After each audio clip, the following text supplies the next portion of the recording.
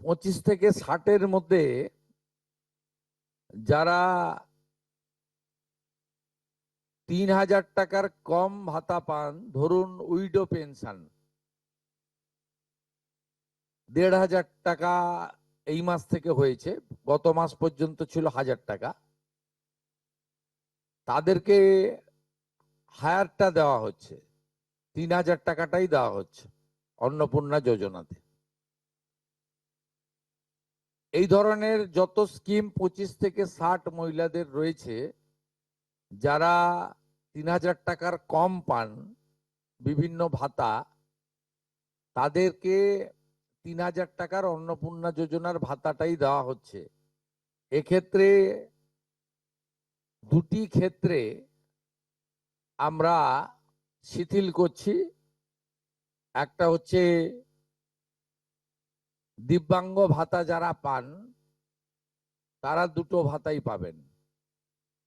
তারা দিব্যাঙ্গ ভাতা যেটা আগস্ট মাস থেকে 1500 হয়ে যাবে সেটাও পাবেন, অন্নপূর্ণা যোজনা 3000ও পাবেন, শুধুমাত্র ফিজিক্যালি চ্যালেঞ্জদের ক্ষেত্রে।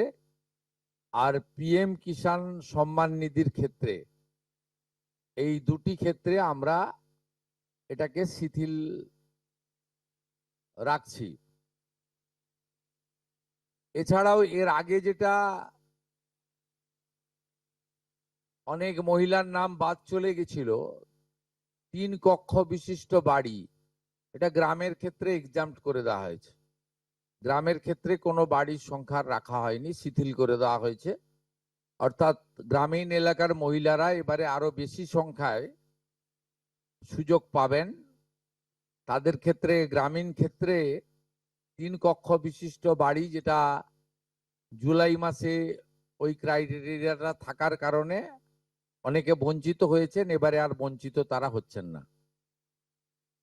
এবং শুধুমাত্র জমির পরিমাণের ক্ষেত্রেও যে 7টি কর্পোরেশন রয়েছে, সেখানে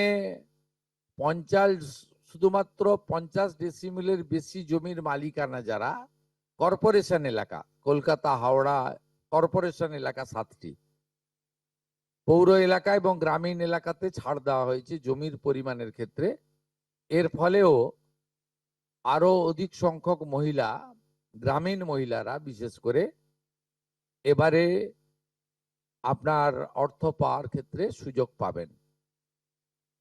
আমরা সরকারি অর্থ, নারী সশক্তিকরণ, নারীর অর্থনৈতিক ক্ষমতা বৃদ্ধি,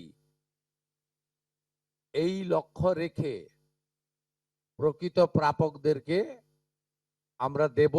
এবং প্রাথমিকভাবে সংখ্যাটা 17 তারিখে মাননীয় মন্ত্রী মালতী রায় মহোদয় আপনাদের জানিয়ে দেবেন। 17 তারিখ বিকেলে। আমি সংখ্যাটা বলছি না, কিন্তু যে কয়েক লক্ষ মহিলা তারা জুলাই মাসে অর্থ থেকে বঞ্চিত হয়েছিলেন, এই 3 কক্ষ বিশিষ্ট বাড়ি বা জমির পরিমাণ ইত্যাদির কারণে তাদের ম্যাক্সিমামটাই এবারে আমরা সংযুক্ত করে দিয়েছি। তাই আমি বিশ্বাস করি যে আগস্ট মাসে প্রদেয় অর্থে 100% না হলেও 99% প্রকৃত প্রাপকদের হাতে আমরা পৌঁছে দিতে পারবো। এবং এর সাথে সাথে অভিযোগ পোর্টালও চালু করে দেবেন। সেই অভিযোগ পোর্টালেও আমাদের দপ্তরের গাইডলাইনের বাইরে গিয়ে কেউ যদি পেয়ে থাকে, আপনারা তথ্য দিয়ে সাহায্য করবেন রাজ্য সরকারকে। আর এই গাইডলাইনের মধ্যে থাকা কোনো দিদি বা বোন যদি বঞ্চিত হন, তিনিও আপনারা আবেদন করবেন এবং এটা কন্টিনিউয়াস প্রসেসের মধ্যে থাকবে। এবং আমরা বিশ্বাস করি আগস্ট মাসে যে তালিকা হবে, এই তালিকা আপনারা সবাই অ্যাপ্রিসিয়েট করবেন। এবং প্রত্যেক মাসে দ্বিতীয় সপ্তাহে, যেহেতু সরকারের নিজস্ব তহবিল থেকে এটা দিতে হবে এবং টাকার অ্যামাউন্টটাও খুব বড়, অ্যামাউন্টটা যথেষ্ট বড়। আমরা নিজেরাই 17 তারিখে ট্রান্সফার হওয়ার টাকার সঙ্গে 3000কে গুণ করলে নিজেরাই দেখতে পাবেন যে কত বিরাট পরিমাণ অর্থ সম্পূর্ণ পশ্চিমবঙ্গ সরকারের অর্থ থেকে দেওয়া হচ্ছে।